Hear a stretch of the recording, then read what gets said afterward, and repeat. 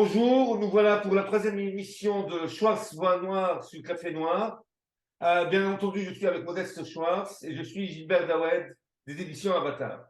Alors aujourd'hui, l'émission s'intitule Casserolade, crépuscule de l'État démocratique. Pourquoi ce titre, Modeste? Oui, bonjour, les post-occidentaux parlent aux post-occidentaux. On a mis casserolade dans le titre, c'est un mot-clé de l'actualité des dernières semaines. Alors, j'ai écrit une brève dans le Courrier des stratèges où j'expliquais que la casserolade, c'est un peu le degré zéro de la politique et donc aussi le degré zéro de la violence parce que n'en déplaise au Charlie, la politique et la violence, c'est la même chose. C'est un titre, une approche un peu euphémistique, étant donné qu'en réalité, à mon avis, on est bien loin en dessous du zéro. Et pour s'en convaincre, il suffit d'un minimum de mémoire historique, hein, inutile d'aller chercher dans des époques très reculées ou sur d'autres continents. Même des gens de mon âge peuvent se souvenir nos âges, hein, on n'est pas si éloignés, peuvent se souvenir d'une époque où, en Europe, y compris en France, la violence politique, ça voulait dire tout autre chose que taper sur des casseroles, hein. Dans les années 70, 80, Rota Armee Fraction, les Brigades Rouges en Italie, Action Directe en France, etc. Donc, ce qui s'est passé, c'est que la caste a décidé, hein, c'est encore une décision de la caste et de sa domesticité médiatique, de transformer ces casserolades, de thématiser ces casserolades, de faire de ces casserolades l'objet du débat, et de cette façon, euh, de substituer à la dialectique de la violence politique, la dialectique du discours portant sur la violence politique, avec d'un côté les représentants pseudo-représentatifs de la caste qui pointent du doigt les manifestants en disant regardez, regardez, ils sont violents, alors qu'ils sont en train de taper sur des casseroles. Et de l'autre, les dits manifestants, l'opinion publique indignée, hein, professionnellement indignée, pour ainsi dire, qui fait exactement la même chose, pointe du doigt la Macronie, le gouvernement, et dit non, non, c'est eux, la violence, c'est eux, ce sont eux qui sont violents. Bon, alors que ce que fait la Macronie et derrière la Macronie, le booméristan qu'elle représente politiquement, la minorité solidaire et active qui maintient Emmanuel Macron au pouvoir, c'est-à-dire refermer la porte derrière elle, hein. Ce sont ces gens qui sont partis à la retraite à 60 ans, voire plus tôt, et qui maintenant trouvent parfaitement normal que les générations suivantes, elles, partent à 64 ans, et puis bientôt à 68, et puis 70, et puis bon, voilà, à un âge a priori qui finira par être supérieur à l'espérance de vie. Euh, c'est sûrement ignoble, c'est probablement suicidaire du point de vue de la société. C'est une société qui se suicide, d'accord, on peut dire tout ça, mais enfin, c'est pas violent. Donc, il y a de violence en réalité, à part quelques débordements, hein, les matraqueurs assermentés de Darmanin, et puis de loin en loin, comme ça, un cocktail Molotov qui part. Bon, mais c'est tout à fait marginal et anecdotique. En réalité, il n'y a de violence ni d'un côté ni de l'autre. Mais en revanche, on ne fait que parler de violence. Et c'est parfaitement normal. Comment dire, on atteint en quelque sorte le zénith du processus de féminisation, métrosexualisation des sociétés occidentales, et notamment de la société française, hein. Quand on voit que le dernier débat, un tant soit peu clivant, d'ailleurs spécialement conçu pour être clivant, porte en général sur la meilleure méthodologie possible pour assurer le triomphe du féminisme. Donc avec d'un côté les Charlie, la laïcité façon Fonds Marianne, hein, gérée par Marlène Schiappa, et de l'autre les gens du style Marine Le Pen, Éric Zemmour, qui pensent que non, finalement, pour assurer le triomphe final du féminisme, le mieux, c'est un bon discours bien islamophobe, alors qui ne porte pas à conséquence, puisque ces gens-là ne remettent pas en cause les traités européens et donc n'arrêteront jamais l'invasion migratoire. Mais en tout cas, de toute évidence, le bien politique le but consensuel que l'immense majorité de la société reconnaît comme désirable, c'est d'assurer à toute femelle l'accès, non, non, pas simplement l'accès à la discothèque, ça c'est acquis depuis longtemps, mais je dirais un fort encouragement, y compris venant de la famille. Bah, qu'est-ce qui se passe, ma fille? Mais il est déjà 22 heures et tu n'es pas encore à la discothèque. Bon, donc ça c'est le but consensuellement, c'est le bien public consensuellement reconnu. Et on a encore le droit de s'écharper sur la meilleure méthode pour parvenir à ces fins. Pourquoi est-ce que ça perdure? Parce que ça n'est sûrement pas la première fois qu'on assiste comme ça à un épisode d'énervement au sens étymologique du terme du tissu social. Oui, simplement, il n'y a pas d'autocritique possible. C'est-à-dire que on relève très souvent, y compris moi dans mes brèves, le fait que la Macronie a totalement perdu le sens de l'autocritique.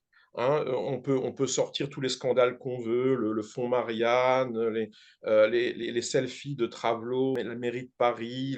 Bon, ces gens-là se sentent pas concernés. Hollande, voilà, François Hollande. Ah oui, c'est vrai, les accords de Minsk, non, c'était une arnaque. Bon, mais ils sont ni responsables ni coupables. Hein. Bon. Oui, mais ça reflète parfaitement, ce sont les élites que méritent les masses occidentales actuelles, parce que c'est pareil.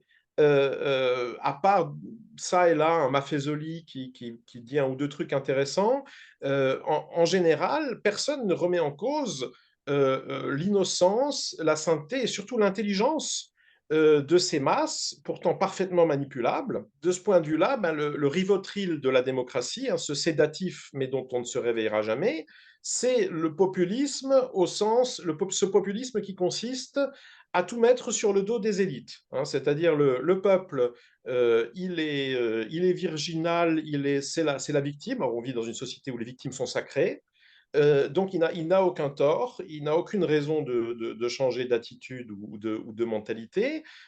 Tout le problème, ce sont ces élites qui ont été perverties. Alors là, ensuite, en fonction des goûts, des sectes, etc., on va trouver des raisons plus ou moins ésotériques.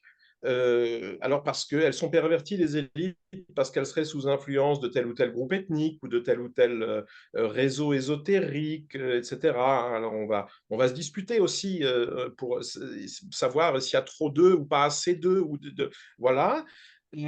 Mais en tout cas, ça ne remet pas en cause ce mythe fondamental, disons, de la malignité des élites, non pas des élites en tant que telles, non pas de l'État en tant que tel. On vit en réalité, au contraire, dans des sociétés d'adorateurs de l'État.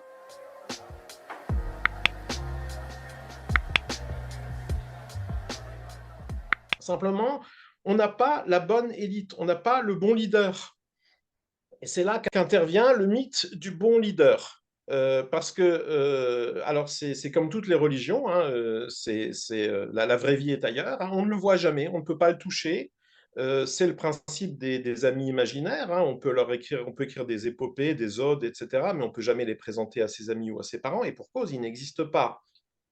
Donc le bon leader, on va systématiquement aller le chercher dans, alors soit des époques relativement reculées, soit des continents, enfin, soit à des distances géographiques importantes. Donc, le bon leader, par exemple, aujourd'hui, pour cette France indignée, ben, c'est De Gaulle, alors qu'il a l'immense avantage d'être dans son cercueil depuis une cinquantaine d'années. Les gens qui aujourd'hui le portent au nu, généralement, viennent de familles politiques dont les idées sous De Gaulle pouvaient éventuellement même vous amener devant un peloton d'exécution. Et d'ailleurs, je ne dis pas ça pour faire de l'antigaullisme primaire, que sais-je, puisque finalement, une partie de ces gens à l'époque cherchaient aussi à le buter, lui, De Gaulle, donc c'était de bonne guerre, hein, c'était Bastos contre Bastos, hein, à la libanaise. Bon, mais ça, personne ne veut s'en souvenir. Et aujourd'hui, les nationalistes français, qui étaient les ennemis de De Gaulle sous De Gaulle, sont tous devenus des nostalgiques de Gaulle. Alors, quand on leur fait remarquer que oui, mais vous savez, en fait, c'était il y a 50 ans, votre héros, là, le bon leader, il est mort il y a 50 ans. Ah oui, mais il y a un joker, et ce joker, c'est Vladimir Poutine. Donc Vladimir Poutine, c'est pareil, c'est le bon leader. Pourquoi? parce qu'en fait, c'est à 3000 km dans un pays dont on ne comprend pas la langue. Les rares contenus de presse qui sont traduits sont en réalité des contenus tout à fait de la secte poutinolâtre russe, qui est à peu près aussi minoritaire d'ailleurs dans la société russe que dans les sociétés occidentales. Hein. Ce n'est pas parce que la plupart des Russes restent extrêmement nationalistes et ont en général une certaine défiance vis-à-vis de l'Occident qu'ils sont forcément dupes vis-à-vis de Vladimir Poutine. Hein. Ils ne sont pas stupides. Bon, en revanche, euh, les rares qui le sont ou sont payés pour l'être ou feignent de l'être, etc., eh ben, ça, c'est la littérature qu'on va systématiquement refléter, traduire. C'est la seule fenêtre que la dissidence, on va dire, en France, est disposée à ouvrir sur ce monde russe, parce que toute autre fenêtre, par exemple le blog d'Edward Slavsquat, leur montrerait un paysage qui ne correspond pas du tout à ce mythe du bon leader. Et alors là, on pourrait me répondre que oui, mais je me contredis, puisque je viens de dire que bah, finalement, on a les élites qu'on mérite. La Macronie reflète le triste état de la société, le triste état culturel de la société française actuelle. Mais alors, comment ça se fait qu'il y ait un Davosien, covidiste, etc., à la tête de la Russie? Eh bien, parce qu'en réalité, les sociétés, elles aussi, dans tout le monde blanc, donc l'Occident historique, mais aussi ce que j'appelle l'Occident étendu, et qui inclut la Russie, se ressemblent beaucoup plus qu'on a tendance à le présupposer. Non, vous ne déclarez d'ailleurs pas il n'y a pas eu de mobilisation ni générale ni partielle. Il y a eu un rappel d'un certain nombre de réservistes en Russie, mais le simple fait de mentionner hein, dans les médias le terme de mobilisation a pour effet immédiat l'émigration de 700 000 jeunes types russes d'âge militaire qui n'ont aucune intention d'aller se faire trouer la peau pour les terrains vagues du Donbass. Et donc la seule différence qui reste en réalité entre la société russe et la société française, c'est que du côté russe, on a encore, allez, on va dire 20%, c'est difficile à quantifier, de gens généralement villageois ou des petites villes, etc. Et d'ailleurs, souvent pas très russes ethniquement en réalité, qui, eux, ont encore pour l'instant échappé à la métrosexualisation et qui donc, alors que ça, bon, ça c'est une frange qui, en France par exemple, tout simplement n'existe plus. Et cette remarque ben, nous livre une réponse à une autre question qui est pourquoi est-ce que quand on s'intéresse au conflit en Ukraine orientale, côté russe, on voit constamment la communication russe est monopolisée, pour ainsi dire, par des gars comme Evgeny Prigogine ou Ramzan Kadyrov. Eh ben, c'est très simple, ils représentent chacun de leur côté. Alors, Prigogine, avec ses repris de justice du groupe Wagner, on va dire, la partie blanche hein, de la Russie non métrosexualisée. Hein, ce sont des types qui ont encore de la testostérone, donc ils ont quand même ils sont plus exposés au risque carcéral, on va dire, que la moyenne de la population. Et de l'autre, eh ben, les guerriers, les milices tribales caucasiennes de Kadyrov, qui, elles aussi, sont encore dans un autre modèle culturel que le monde blanc en général, même si ethniquement, au demeurant, ce sont des Européens, ce sont des Caucasiens, justement, comme on les appelle aux États-Unis. Et du coup, eux sont particulièrement, les projecteurs sont braqués sur eux, oui, forcément, parce qu'ils commandent les dernières unités rassemblant, on va dire, une majorité de gars disposés à en découdre.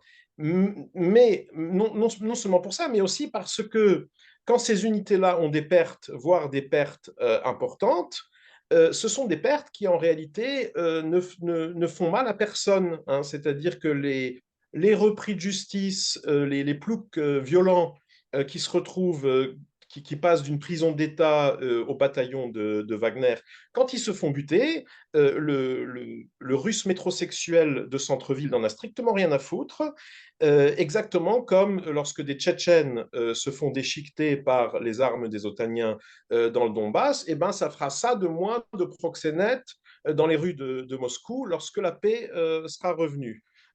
Donc, en réalité, on a de part et d'autre hein, une grande masse métrosexuelle qui regardent avec une mentalité de supporter de football, hein, donc chacun prend ses paris et ils regardent les derniers hétérosexuels du monde blanc s'entre-exterminer à la mitrailleuse et au HIMARS dans les terrains vagues d'Ukraine orientale. Hein, voilà, c'est la dernière forme, on va dire, de politique du monde blanc qui n'est pas dégénérée en casserolade. Bon, ça va être la parole de la fin. Donc, je te remercie. Et je donne rendez-vous à nos auditeurs à un prochain Schwarz Voix Noire sur le Café Noir. Vous pouvez bien entendu commenter ce que vous avez entendu maintenant et bien entendu acheter nos livres. Et les liens seront indiqués dans le champ de la description de cette vidéo. Merci et à bientôt.